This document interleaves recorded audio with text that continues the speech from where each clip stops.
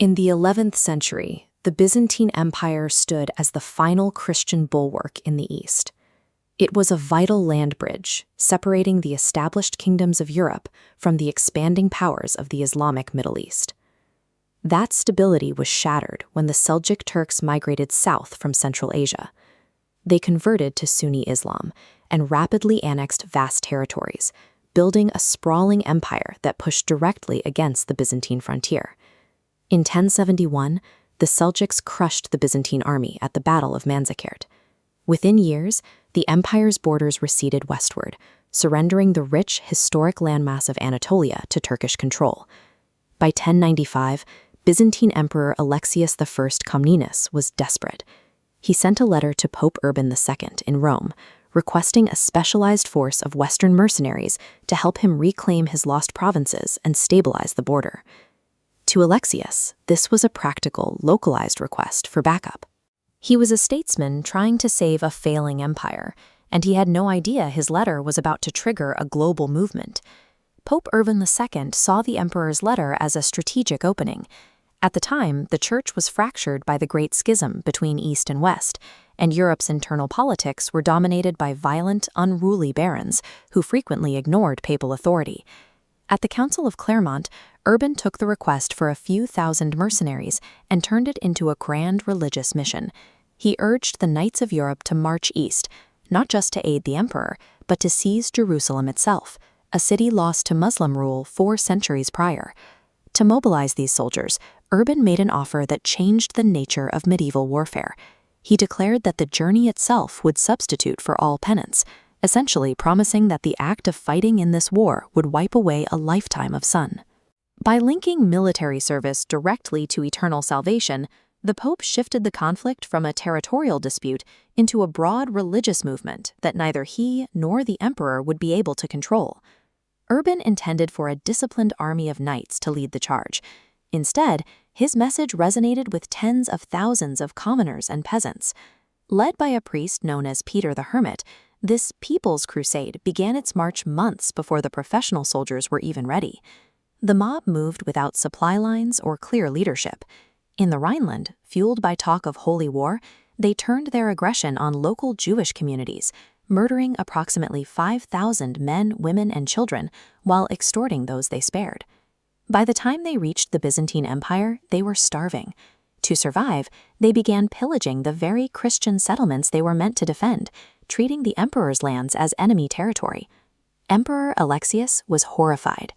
To get this disorganized crowd away from his capital, he quickly ferried them across the Bosphorus and into Anatolia, effectively abandoning them to the Turks.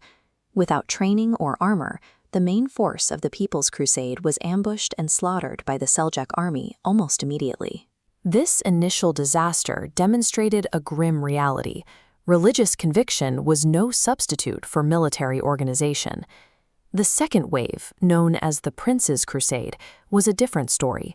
This was an organized force of 60,000 professional soldiers, led by the most powerful feudal lords of France, Normandy, and Italy. When they arrived at the walls of Constantinople, Alexius was deeply suspicious. Among the leaders was the Norman lord Bohemond, a man who had spent much of his career actively attacking the Byzantine Empire.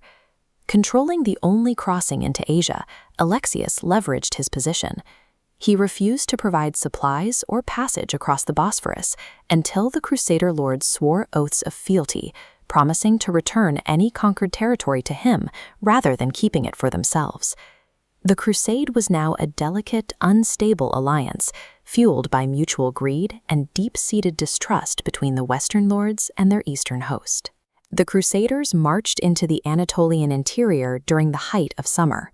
To manage their sheer numbers, they split into 2 groups, a vanguard under Bohemond and a rearguard under Godfrey of Bouillon.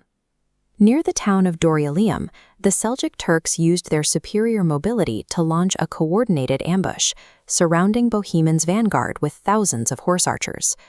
Bohemond reacted quickly, ordering his knights into a static defensive ring. He placed his infantry behind them to create a shield wall, protecting the vulnerable camp followers from the Turkish arrows. For hours, the Crusaders held their ground under a relentless barrage of javelins and arrows. Their heavy mail and thick shields absorbed the impact, but they were pinned down and unable to strike back. The tide turned when Godfrey's rearguard suddenly appeared from the surrounding hills. They had moved unseen through the terrain and were now positioned to encircle the Turkish flank. The Christian knights launched a unified, heavy charge. The shock of the armored cavalry shattered the Turkish lines, forcing the Seljuk army into disorganized retreat. Dorylaeum proved that Western heavy armor could withstand the hit-and-run tactics of the East, effectively opening the road for the Crusaders to push deeper into the Levant. Once the immediate Turkish threat in Anatolia was broken, the religious unity of the Crusade began to dissolve. The feudal lords began prioritizing the capture of territory for their own personal gain. Baldwin of Boulogne broke away from the main army entirely. He traveled east to the city of Edessa, where he pushed aside the local leadership to establish himself as an independent ruler, creating the first of several Crusader states. By October 1097, the remaining force reached the massive walls of Antioch, but they were no longer a triumphant army.